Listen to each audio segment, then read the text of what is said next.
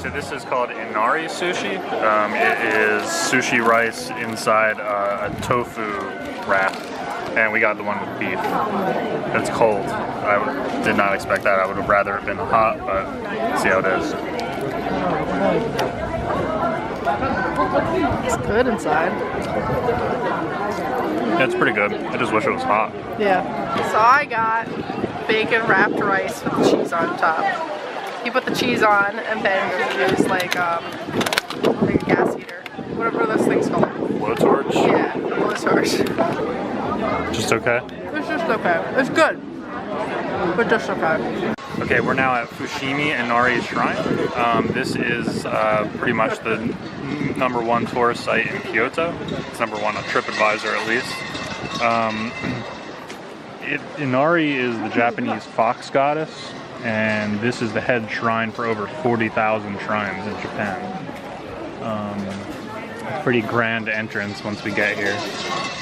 We just like entered the complex here, and then there's like a hill behind here which you can't see from this vantage point, and at the hill, the walk on the hill is just covered in torii gates.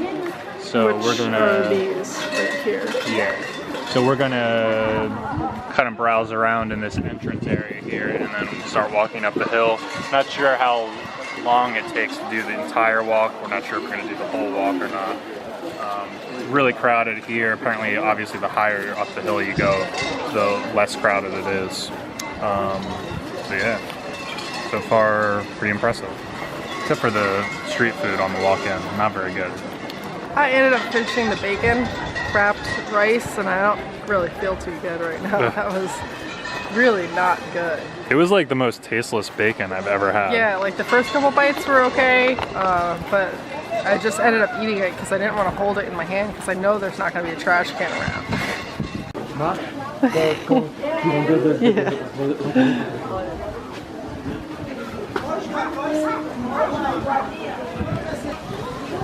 It just keeps going.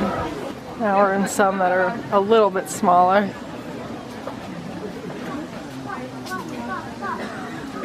Closer together too. This is awesome. Like it? Yeah, I do. Never been in anything like this before. Yeah, I don't think there are too many things like this. So we've been climbing for close to an hour, I'd say, maybe less. And we have our first viewpoint of Kyoto. It's pretty nice. I don't really know anything about the layout of this city, so I have no idea like what direction we're looking in conjunction to like where we're staying or where we took the train into. Perhaps you have knowledge of that? Uh-huh. Yeah, we're staying right there. Alright, so this is an awesome experience. Justin and I and Tegan, we're getting our names written out on a torii gate in Japanese, and the lady sat us down and she gave us some tea, and it's been really, really sweet, and we're actually really happy to be giving her a business because they had like a tourist venue site downstairs, well not downstairs but lower down, and it just seemed like it was more of a company run, but this seems like it's a local woman doing it. So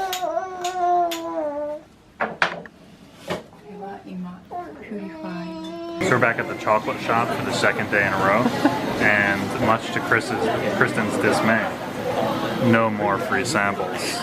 She obviously put an end to that permanently at this establishment. Her rampant taking advantage of the policy yesterday. They had to change policy for good. Overnight. We're in Maruyama Park at nighttime, obviously. There's a beautiful cherry blossom. So we just went into the Sanju Sangenjindo temple. Probably right. We couldn't take any photos or videos inside, which is a shame because it was pretty awesome.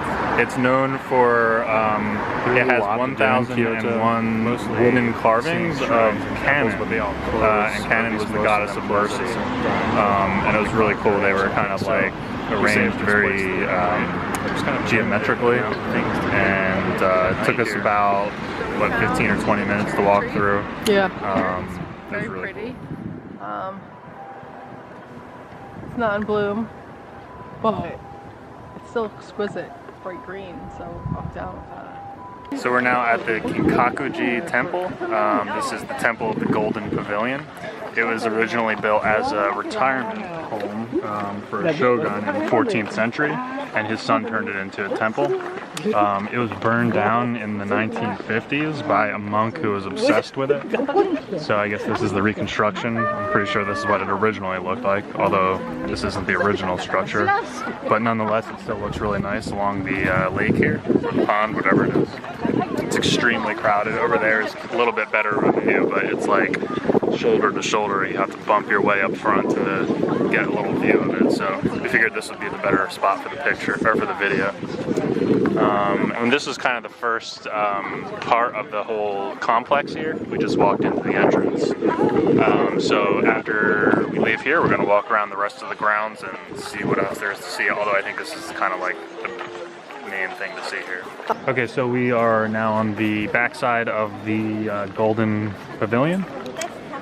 Not quite as nice from this side, although a lot less crowded. And in our pamphlet here, it has the interior view of the third level upstairs there. Looks really nice, but obviously we can't go up there. If they let everyone go up there, it would probably take hours to get up there. Yeah. It's a shame it's closed off though. Would have been nice. We're at the Toji temple. It's very, very nice. Right here is the largest and tallest pagoda in all of Japan. It was built in the 1600s. This particular one was built in the 1600s, but there was 4 more that were built before it that were all struck down by lightning or burned down somehow. This particular one is also meant to withstand earthquakes. They said that each individual level is built independently of one another, so it does this like snake rhythm type thing if there's ever an earthquake, so it won't collapse. So fingers crossed. Since the 1600s it's stood up and hasn't been struck down yet. The gardens around and I guess within the Toji temple complex here are really nice. There's some I guess cherry blossoms down there and some like pergola things. Little lake here. There was a moat out near the parking lot that we crossed to get in here. It's pretty nice. Walking under the train tracks right now, and we were just commenting how it's amazing that it doesn't smell like piss under here. Like Japan is seriously the only country in the world where it would smell good under here. It actually does smell good. So these are common in Japan. It's pretty cool. It's like a rain spout that looks cooler than ours that we have at home. It's kind of what you would expect Japan to have. I like it a lot more than what we have. Yeah, me too. We're now at Nishi-Hongwanji. It means Western Temple of the Original Vow. And this is one of 2 temple complexes in Kyoto of Jodo Shinshu, which is a Buddhist sect. So this is the first temple, and after here we're going to go to the second one. The second one I think is supposed to be a little bit better, but this was on the way and it's free, so we just decided to stop in. And much to Kristen's amusement, it's a UNESCO World Heritage Site. Boom. So she could check that off of her list. Check.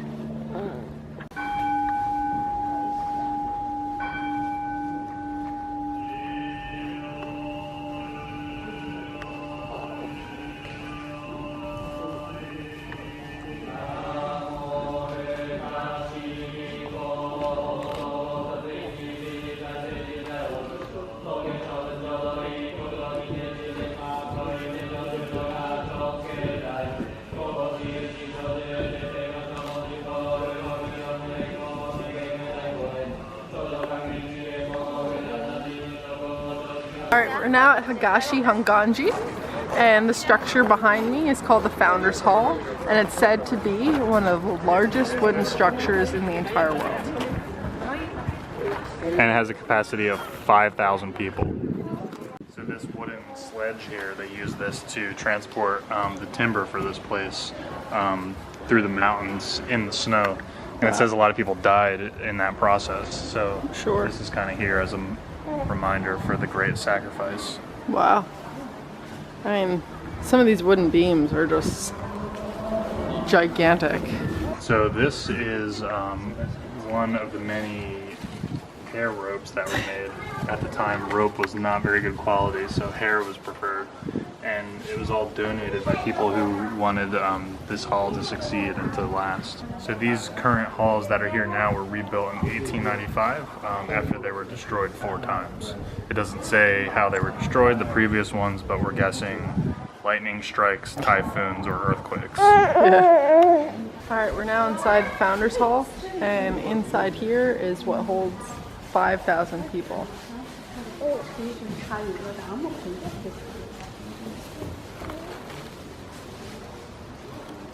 So we're now in the Kyoto train station. This is kind of like a monstrous thing in the middle of the city here. It was built, I think it was opened in 1997 for the 1200th anniversary of Kyoto. And it's a little controversial because it's very modern and it's in the middle of Kyoto, which is kind of like an ancient city here in Japan. So it's very striking with the rest of the city. But nonetheless, it's kind of a thing to do, just to come here and walk around. There's a skywalk up there, which I don't see anybody walking on, so I don't know if it's closed or not, but we're gonna go see if we can go towards the top of here and see if we can see some views, see what else is here.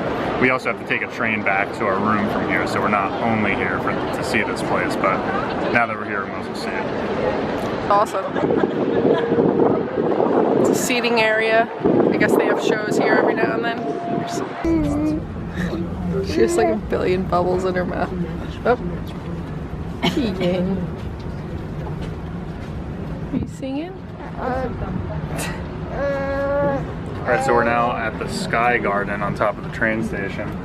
A little bit of a tint and probably a reflection for the camera. Yeah. But you can see the 2 temples we just went to. There's the first one we went to, and then the second one there.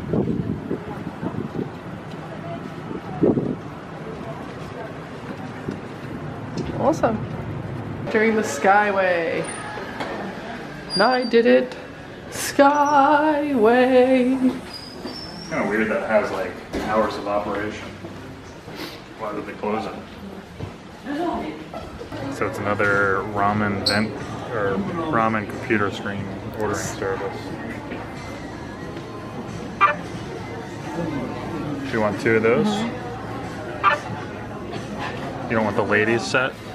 No. It does say everyone can order. You don't have to be a lady. Oh, okay. Good to know.